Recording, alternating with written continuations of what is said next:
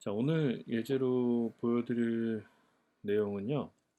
음, 아까 그 적외선 장치를 비치면 공 같은 게 떨어지는 무엇인가를 만들려고 하는데, 지금 우리 지금까지 만들었던 거, 아까 흉내냈던 거 뭐죠?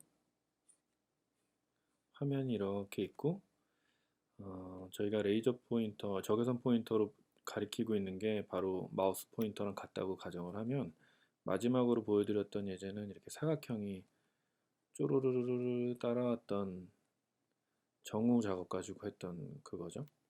이런 식으로 이렇게 따라오는 거였는데, 지금 새로 예제로 보여드릴 건 마우스 포인터라고 가정을 하고요. 이렇게 마우스 포인터가 있으면 이 해당하는 위치에서 공이 이렇게 하나씩 하나씩 떨어지는 거예요. 바닥으로.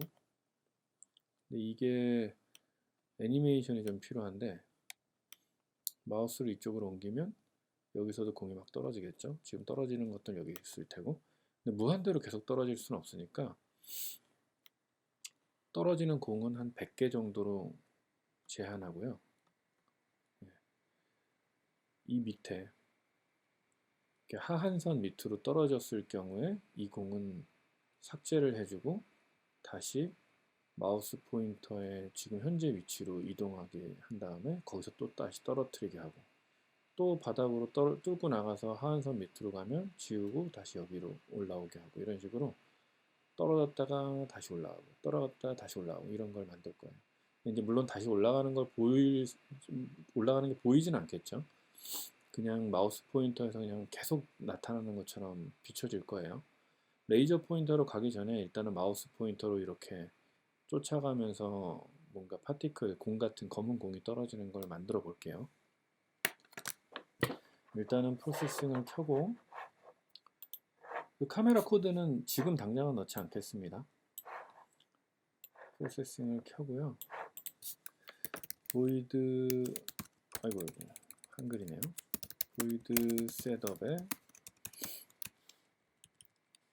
사이즈 800 곱하기 800짜리 창을 만들게요. 600 정도로 할까요? 보이드 드로우는 무엇인가요? 자, 공을 보실래요? 우리가 공을 만들었으면 이 공이 가지고 있는 속성이 뭐가 있을까요? X랑 Y 좌표가 있겠죠. 그죠? 네. 모든 공이 다 X랑 Y 좌표를 가지고 있을 거예요.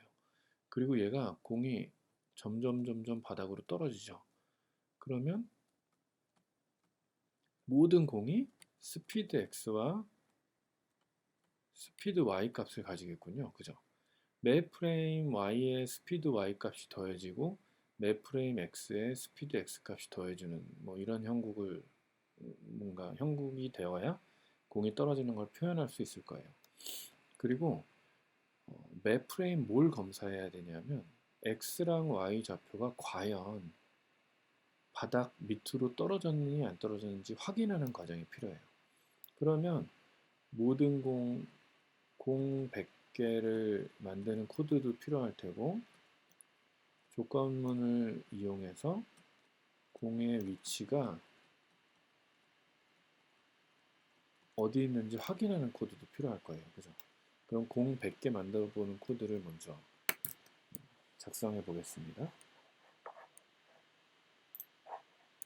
물론 클래스라는 걸 쓰면 굉장히 쉽게 제작을 할 수가 있는데, 클래스를 한번 해볼까요? 클래스 볼이라는 클래스를 하나 만들게요. 이 볼 클래스에는요, 플롯 x 좌표와 y 좌표가 있고요. 플롯 스피드 x와 스피드 y가 있어요. 아니, 이렇게 간단하게 볼이라는 걸 만들다니, 그죠? 그리고 플롯 한 다음에 꺽쇠 열고 x는 뉴 플롯 100, 이런 100개의 x 좌표가 생기는 것처럼 볼하고 bl은 new 볼 100 이렇게 쓰면 볼이라는 클래스의 객체인 bl이 100개가 생기는 거예요. 이 BL이라는 아이는 x와 y 좌표, 스피드 x와 스피드 y 좌표를 가지는 무엇인가가 된 거예요. 담을 수 있는 뭔가 값이 많군요. 근데 이 클래스로 만들었을 때는 약간 처리해야 되는 게 하나 있는데, 클래스로 만들었을 때는 BL의 i번째는 new 올 이런 생성하는 프로세스가 꼭 필요해요. 이런 걸 이제 생성자라고 부르기도 해요. 이건 이제 클래스의 이름 같은 건데, 클래스는 사실 여러 개의 값을 담을 수 있는 바구니 같은 거거든요. 붕어빵 트리라고, 프로그래밍 책 같은 데는 붕어빵 트리라고 많이 표현이 되어 있어요. 그래서 볼이라는 클래스는 x랑 y 그리고 스피드 x랑 스피드 y 값을 함께 담을 수 있는 아이고, 얘를 생성한다. 그래서 생성자예요. 그냥 만든다고 이 공간이 생기는 건 아니고 컴퓨터한테 알려줘야 돼요. 야, 생성하니까 준비해. 이렇게 알려줘야 돼요. BLI라는 아이한테 새로운 볼이라는 걸 알려줬고, BLI의 x는 물론 이게 다양한 방법이 있지만 그냥 BLI의 x 뭐 이런 식으로 쓸게요. 0.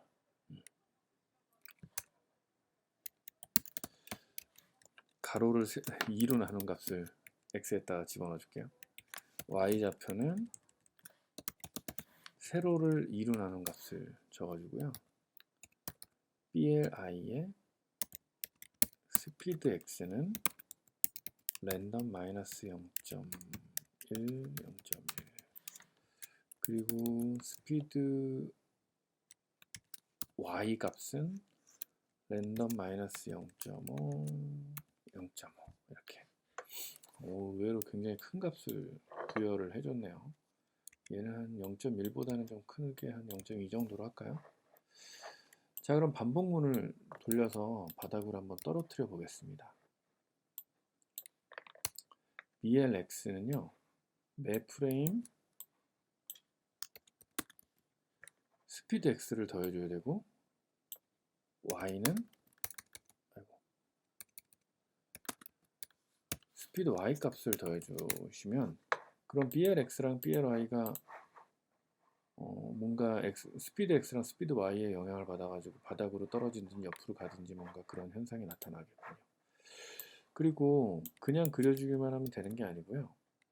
BLX의 위치와 BLY의 위치에 원도 좀 그려야지 어디에 떨어지고 있는지 확인할 수 있겠죠. 엘립스 BLX, BLY 한 다음에 사이즈는 한 10 곱하기 10짜리 원을 만들게요. 물론 그림을 그릴 때 배경색을 255 하얀색으로 칠해주는 게 좋겠죠. 자, 플레이 해볼게요. 어떻게 되나 볼까요? 우와, 중간에서 퍼져나가는 100개의 원이 만들어졌군요. 자, X축으로 퍼져나가는 게 좀 적으니까 다 0.5, 0.5 이렇게 스피드 값을 규정해 주겠습니다. 그러면 이제 사방으로 완전히 퍼져나갈 거예요. 얘한테 바닥으로 떨어지게 하는 방법이 있을까요? 네, 물론 있어요. 이 BLY한테 스피드 Y 값이 더해지잖아요. 이 값에 어떤 변형을 가하면은 갑자기 중력 같은 게 생기는데, 자, 다시 포토샵으로 돌아가 볼게요. 우리가 공을 던지면요, 공을 이쪽으로 이렇게 뿅 던지면 원래 중력 같은 게 없다면 어떻게 돼요? 이렇게 계속 하늘로 날아가겠죠. 근데 어때요? 우리의 지구는 지금 중력을 가지고 있으니까 이 공이 실제로는 이렇게 포물선을 그리면서 떨어지는 걸 우리 모두 상식적으로는 알고 있을 거예요. 이게 어떤 영향을 받아서 이렇게 되는지는 잘 모르죠. 뭐냐면 얘한테 아래로 향하고 있는 어떤 힘이 가해지기 때문에 바닥으로 떨어지는 거거든요. 그러면 이렇게 올라갈 때 스피드 값이 Y축의 스피드 값이 뭐 0.1이었다고 칩시다. 마이너스 0.5라고 칠까요? 그러면 얘 맨 처음에는 마이너스 0.5만큼 마이너스 0.5만큼 이동을 했죠. 근데 그 다음 곡선에 포물선을 그리면서 밑으로 떨어지려면 이 스피드 y의 간격, 올라간 크기가 마이너스 0.5보다 조금 더 작은, 사실은 작다고 그러면 더 밑으로 내려가야 될 것 같은데 그러진 않고 더 앱솔루트한 다음에 절대값이 조금 더 작은 수치로 바뀌어야 돼요. 마이너스 0.4 정도 돼야지 떨어지는 값이 약간 변화해서 이렇게 밑으로 꺾일 거예요. 올라가던 곡선이. 그 다음 프레임에서는 여기쯤 위치해야 되는데 이 아이는 원래 0.4보다 더 줄어들어서 마이너스 0.3, 그 다음 프레임에는 마이너스 0.2, 그 다음 프레임은 마이너스 0.1, 그 다음 프레임에는 0, 그 다음 프레임에는 0.1, 이런 식으로 점점 수치가 적어지다가 나중에는 숫자가 점점 커지게 되는 거죠. 그래야지 이렇게 포물선을 그리게 되는데 이 변화되는 이 값이 언제나 일정하죠. 중력 이론 일정한 변화되는 값의 크기를 우리가 중력이라고 가정할 수 있는 거예요. 그러면 매 프레임 스피드 y에다가 0.1 뭐 이런 숫자, 이건 중력이라고 가정을 하는 거죠. 이런 숫자를 더해주면 스피드 y 값이 점점 큰 값으로 바뀌니까 원래는 이렇게 치솟다가도 바닥으로 이렇게 떨어지는 곡선이 만들어지겠죠. 그죠? 자, 그러면 여기에 정말 한 줄만 더 추가해 볼게요. 이 스피드 y에다가 스피드 y는 0.1이면 너무 큰데 어쨌든 0.1을 한번 더 해볼게요. 플레이. 오, 뭔가 바닥으로 떨어지는 것 같이 느껴지죠. 0.01 정도나 0.02 사이 정도면 충분해요. 바닥으로 떨어지는 게 느껴지는군요. 자, 그러면 요 BLX랑 BLY가 완전히 바닥으로 떨어졌을 때 마우스 위치로 돌아가게 하는 걸 지금 이제부터 할 거예요. 자, 조건문 공의 위치가 어디 있나 검사를 해본 다음에 이 크기 뭐죠? 이 창의 크기? 이 창의 크기를 우리가 뭐라고 부르는지 혹시 기억나세요? 우리가 창을 이렇게 만들었으면 가로는 세로, 위드고 세로는 하이트라는 값을 규정하잖아요. 하이트보다 더 큰 값을 가졌을 때는 공을 커서 위치로 이동시키면 다시 커서에서 떨어지기 시작하겠죠. 자, 그걸 한번 이제 짜볼 거예요. 자, 요거 이제 비교를 해볼 건데, 만약에 BLI의 Y번째가 하이트보다 커졌을 때는 어떻게 할 거냐면, 여기 있던 요 스피드 X랑 스피드 Y, XY 규정했던 코드를 그대로 갖다 복사를 해놓고, 가로의 절반 대신 마우스 X, 세로의 절반 대신 마우스 Y 이렇게 하면 마우스 X랑 Y 위치를 찰떡 달라붙게 됩니다. 물론 이러면 약간 어색한 장면이 나오긴 해요. 그걸 좀 이따 보여드릴게요. 바닥으로 떨어지죠. 이제부터는 마우스로 떨어지기 시작하죠.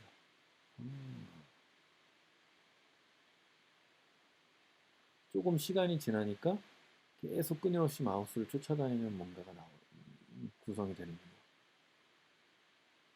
완전히 바닥으로 떨어지기 전에 사라지는 거 보이세요? 툭툭 사라지는데 사실 이 툭툭 사라지는 이유는 이 마우스의 위치가, 그러니까 공의 위치가 하이트에 딱 겹쳐 있을 때 반원을 그리는 상태에서 사라지기 때문이에요. 그래서 원의 크기가 만약에 10이라면 하이트 플러스 5 정도를 해주셔야지 바깥으로 튀어나갈 때까지 기다렸다가 마우스 위치로 돌아가게 돼요. 자, 100개가 너무 적은 것 같은 느낌 안 들어요? 300개로 늘려볼게요.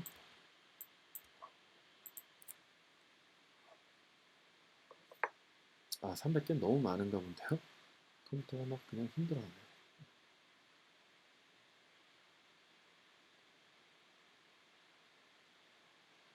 예.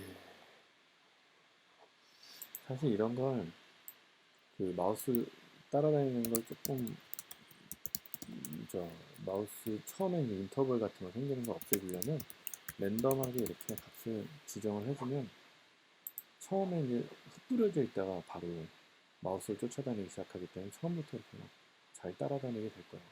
이게 좀 더 자연스럽죠? 자, 엘립스 대신 다른 걸 넣어볼 건데 이제 우리 지금 화면을 검은색으로 바꿔볼게요. 그리고 여기 그리던 엘립스를 흰색으로 변경해 보겠습니다.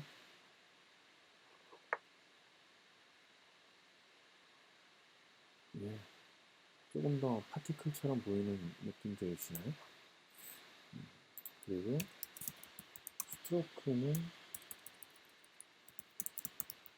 안 줄 거예요. 자, 여기까지 구성이 되어 있으면 이미 이제 볼을 잘 그리게 된 거고요. 요번에는 파티클처럼 보이게 원을 조금 잘 보이게 하려고 뭔가를 만들어 볼 건데 48 곱하기 48짜리 이미지를 하나 만들고요. 백그라운드는 지워 보이고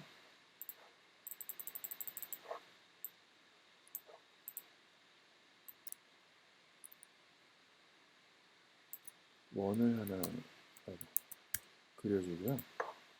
얘한테 글로우를 매겨 보겠습니다.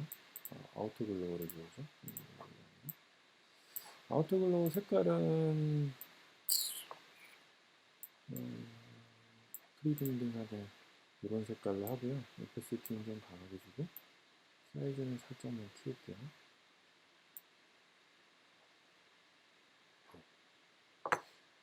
파란빛을 약간 밝게 할까요? 자, 이 정도 하고 png24로 저장을 해볼게요. 제가 아까 폴더를 저장하지 않았군요. 저장을 해주셔야겠죠? 클래스 02 190101703번으로 저장할게요. 그러면 이 아이도 데스 그 도큐먼트의 프로세싱 폴더에 저희 오늘 날짜에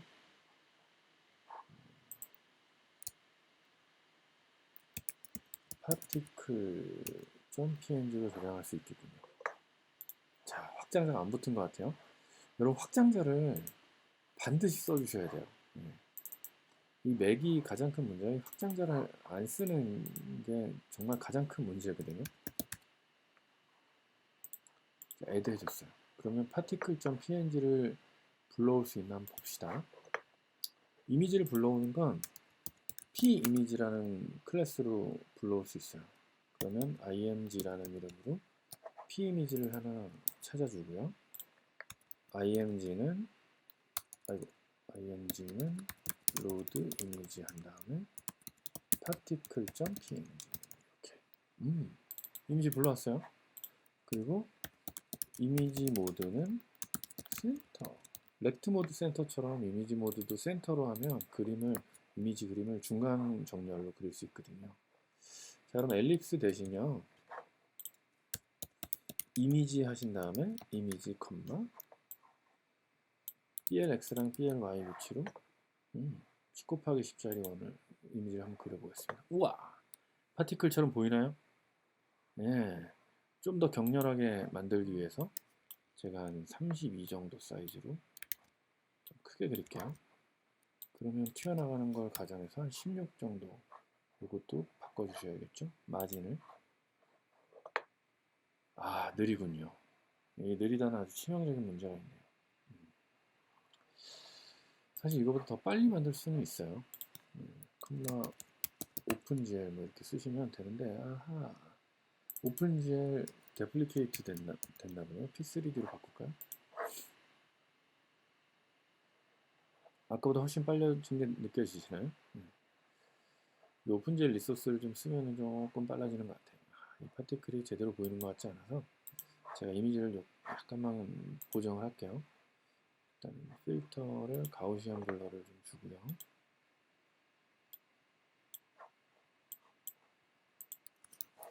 사이즈를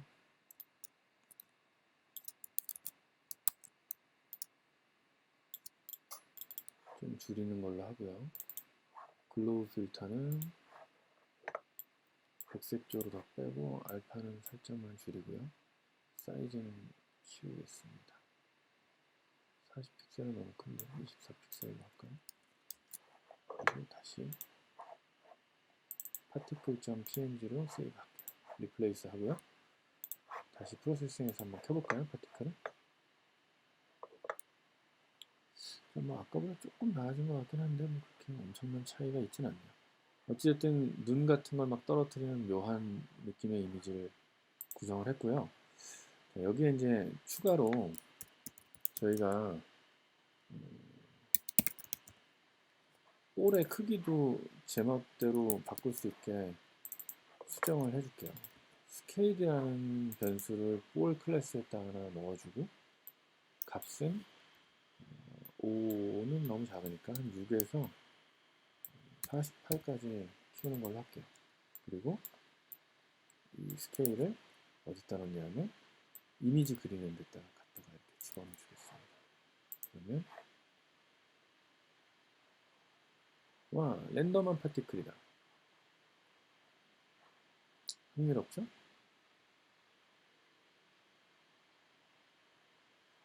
자, 이제 마우스가 아니라 카메라 인터랙션으로 전환할게요.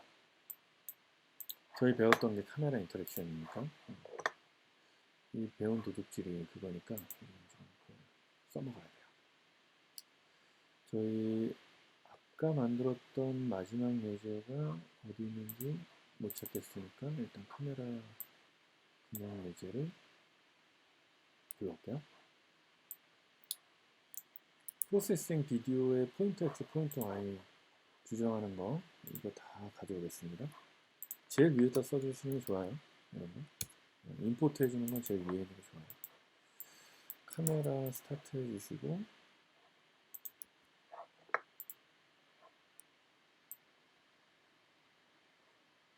포인터 X랑 포인터 Y 잡아주는 부분을 백그라운드보다도 더 위쪽에다가 이렇게 복사해 넣어줄게요.